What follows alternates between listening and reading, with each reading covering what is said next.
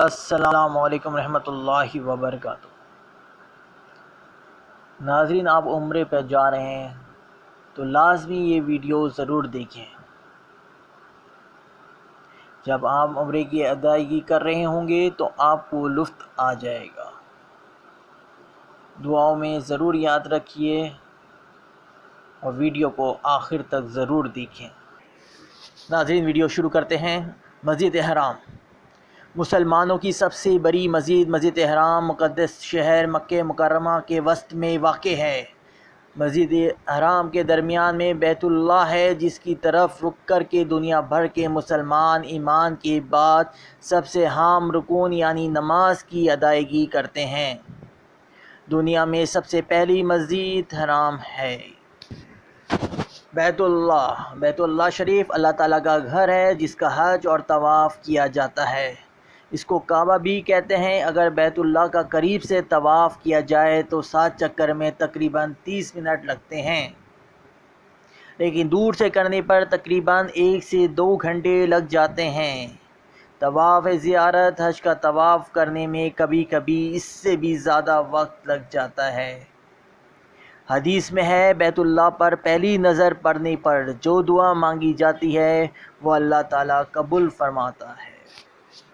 حتیم یہ دراصل بیت اللہ ہی کا حصہ ہے، لیکن قریش مکہ کے پاس حلال مال میسر نہ ہونے کی وجہ سے انہوں نے تعمیر کعبہ کے وقت یہ حصہ چھوڑ کر بیت اللہ کی تعمیر کی تھی۔ حضرت عائشہ رضی اللہ تعالیٰ عنہ فرماتی ہیں کہ میں کعبہ شریف میں داخل ہو کر نماز پڑھنا چاہتی تھی۔ رسول اللہ نے میرا ہاتھ پکڑ کر حتیم میں لے گئے اور فرمایا، جب تم بیت اللہ کعبہ کے اندر نماز پڑھنا چاہو تو یہاں حتیم میں کھڑے ہو کر نماز پڑھ لو، یہ بھی بیت اللہ شریف کا حصہ ہے۔ حجر اسود انتہائی قیمتی پتھروں میں سے ایک پتھر ہے۔ اللہ تعالیٰ نے اس کی روشنی ختم کر دی۔ اگر اللہ تعالیٰ ایسا نہ کرتا تو یہ پتھر مشرق اور مغرب کے درمیان ہر چیز کو روشن کر دیتا۔ حجر اسود جنت سے اتارا ہوا پتھر ہے، جو کہ دودھ سے زیادہ سفید تھا، لیکن لوگوں کے گناہوں نے اسے سیاہ کر دیا ہے۔ حجر اسود کو اللہ تعالیٰ قیامت کے دن ایسی حالت میں اٹھائیں گے کہ اس کی 2 آنکھیں ہوں گی جن سے وہ دیکھے گا، اور زبان ہوگی جن سے وہ بولے گا، اور گواہی دے گا اس شخص کے حق میں جس نے اس کا حق کے ساتھ بوسہ لیا ہو۔ حجر اسود کے استلام سے ہی طواف شروع کیا جاتا ہے اور اسی پر ختم کیا جاتا ہے۔ حجر اسود کا بوسہ لینا یا اس کی طرف دونوں یا دہنے ہاتھ سے اشارہ کرنا استلام کہلاتا ہے۔ ملتزم کے معنی ہے چمٹنے کی جگہ۔ حجر اسود اور بیت اللہ کے دروازے کے درمیان 2.5 گز کے قریب کعبے کی دیوار کا جو حصہ ہے وہ ملتزم کہلاتا ہے۔ حضور اکرم صلی اللہ علیہ وآلہ وسلم نے اس جگہ چمٹ کر دعائیں مانگی تھیں۔ یہ دعاؤں کے قبول ہونے کی خاص جگہ ہے۔ رکن یمانی بیت اللہ کے تیسرے کونے کو رکن یمانی کہتے ہیں۔ رکن یمانی کو چھونا گناہوں کو مٹا دیتا ہے۔ رکن یمانی پر 70 فرشتے مقرر ہیں۔ جو شخص وہاں جا کر یہ دعا پڑھے تو وہ سب فرشتے آمین کہتے ہیں، یعنی اللہ اس شخص کی دعا قبول فرما۔ مقام ابراہیم یہ ایک پتھر ہے جس پہ کھڑے ہو کر حضرت ابراہیم علیہ السلام نے کعبے کو تعمیر کیا تھا۔ اس پتھر پر حضرت ابراہیم علیہ السلام کے قدموں کے نشانات ہیں۔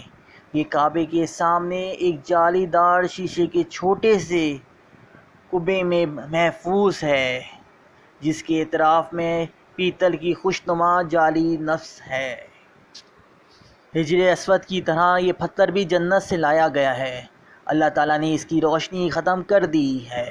اگر اللہ تعالیٰ ایسا نہ کرتا تو یہ مشرق اور مغرب کے درمیان ہر چیز کو روشن کر دیتا۔ طواف سے فراغت کے بعد طواف کی 2 رکعت اگر سہولت سے مقام ابراہیم کے پیچھے جگہ مل جائے تو مقام ابراہیم کے پیچھے ہی پڑھنا بہتر ہے۔ صفا و مروہ 2 پہاڑیاں ہیں۔ صفا کو شیشوں کے سار میں لے لیا گیا ہے، جبکہ مروہ کی پہاڑی کا تھوڑا سا حصہ نظر آتا ہے۔ صفا اور مروہ اور اس کے درمیان کا مکمل حصہ ایئر کنڈیشن ہے۔